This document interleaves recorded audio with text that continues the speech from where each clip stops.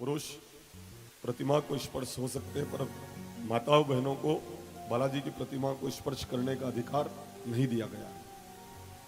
पर व्यवस्था है हनुमान जी को स्पर्श करने की।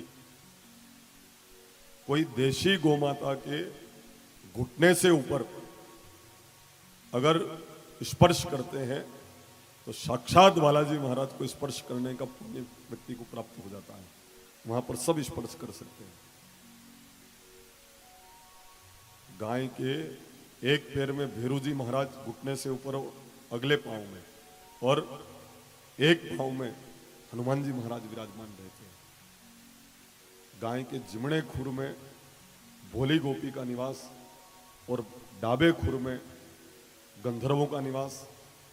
गाय के पिछले दोनों चरण में सर्प और नागदेव का वास होता है।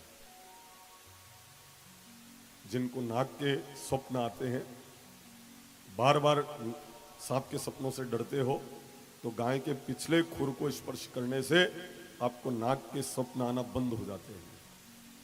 और जर्सी गोमाता के, जर्सी गाय के खुर को स्पर्श करोगे तो कोई फर्क नहीं पड़ेगा। और देशी भेड़ी चाहे जो कृष्ण भगवान ने चराई ना, वो गोमाता होनी चाहिए। पूजन के योग्य वही है और उसी के पूजन का विधान है, उसी के स्पर्श का विधान है। बाकी जर्सी में ये तो है ना, होलिस्टान में ये तो दूध की मशीना है।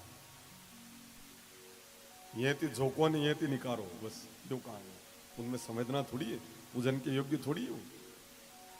जर्सी की भी हालांकि जरूरत पड़ती है, ठंड के दौरान जर्सी की भी जरूरत पड़ेगी नहीं, ठंड में जर्सी की भी जरूरत पड़ती है। भले रखा करो, अर्थव्यवस्था के लिए रखा करो, पर देशी गो एक जरूर दर्शन के लिए और पूजन के लिए अपने घर में रखा करो।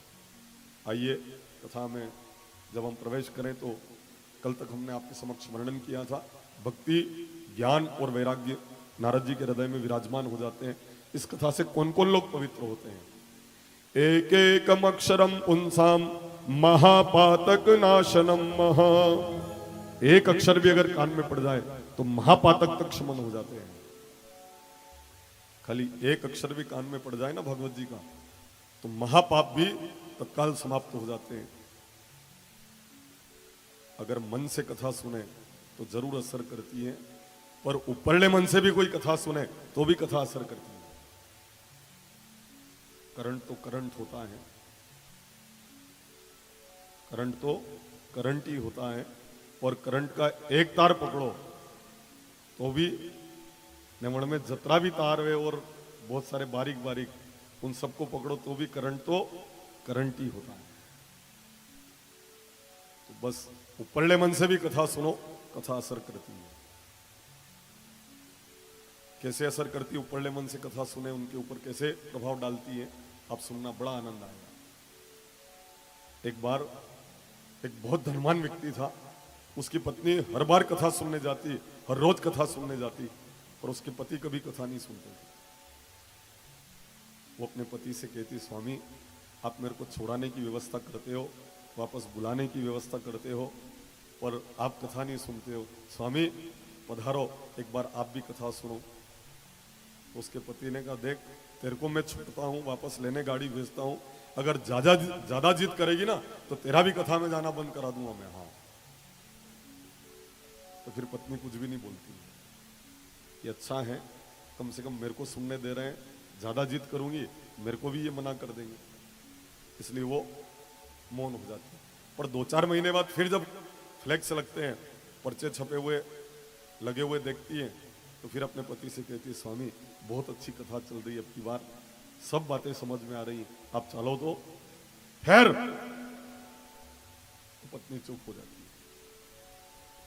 5-6 महीने निकलते हैं, फिर पर्चे देखे, कथा सुनी, फिर कहा, स्वामी अब की बार तो आप जरूर चलो। उसके पति ने डांट दिया पहले तो, पर फिर सोचा कि बार बार कथा कथा कथा करती है, एक बार अपन भी कथा सुनने चलते हैं। तो बहुत धनवान व्यक्ति पहली बार कथा में गया, और जैसे ही कथा में गया तो सब लोग उठ उठ के सम्मान दे रहे हैं, आइए आइए बैठिए। कहा कि लक्ष्मी वे पल्ले तो लोग उठी उठी ने मले, और लक्ष्मी ने वे पल्ले तो कोई मुंडाती भी नहीं बोले। ये कहावत है अपने मालवा में, काठल में, लक्ष्मी वे पल्ले तो लोग उठी उठी ने मले, और लक्ष्मी नहीं वे पल्ले तो कोई मुंडाती भी नहीं बोले। अगर इस कारण से आप लक्ष्मी की चाहत रखते हो, अगर लक्ष्मी नहीं होने से आपका सम्मान नहीं हो रहा हो, तो लक्ष्मी प्राप्त करने का बहुत सरल तरीका है। आप नाग केसर के 21 दाने भगवान महादेव को चढ़ावे, 1 वर्ष में आपकी अर्थव्यवस्था बिल्कुल सुधर जाएगी।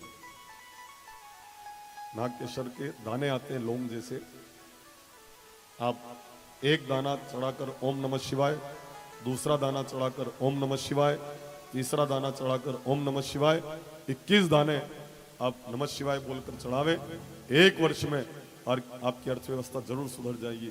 क्योंकि भगवान महादेव को नाग केसर बहुत प्रिय है। महादेव के भक्तों के लिए कोई अगर भगवान के भक्त है और गरीब है, उनको दक्षिण मुखी शंख वम दम पम लम नमः शिवाय का जाप करके एक पीले वस्त्र के ऊपर शंख को रखकर काजू का भोग लगावे, 1 वर्ष में आपकी अर्थव्यवस्था जरूर सुधर जाएगी। बेलपत्र के नीचे आप घी का दीपक लगाकर कनकधारा स्तोत्र का पाठ करें तो भी 1 वर्ष में आपकी अर्थव्यवस्था जरूर सुधर जाएगी। खाली हमको अवगत करवा दे और अर्थव्यवस्था सुधरी हुई मिले तो 1.25 किलो मिठाई आप भोग लगाकर जरूर लोगों को वितरण कर देना, खुशी में लोगों को सम्मिलित कर लेना। क्योंकि दक्षिण मुखी शंख लक्ष्मी सहोदर शंख कहलाता है, लक्ष्मी सहोदर। और किसी की माने ना माने, भाई की ये जरूर मानती है। नहीं माने, भाई की नहीं माने, यूं जरूर मानती है। भाई जरूर विशेष स्नेह होता है, बाकी सबके ऊपर होता ही है, पर भाई के ऊपर तो विशेष लगाव और प्रेम होता है। तो आप अगर दक्षिणमुखी शंख पीले वस्त्र के ऊपर विराजमान करके अगर काजू का भोग लगाते हैं, वम दम प्लम लम नमः शिवाय मंत्र का जाप करके 1 वर्ष में आपकी अर्थव्यवस्था जरूर सुधर जाएगी।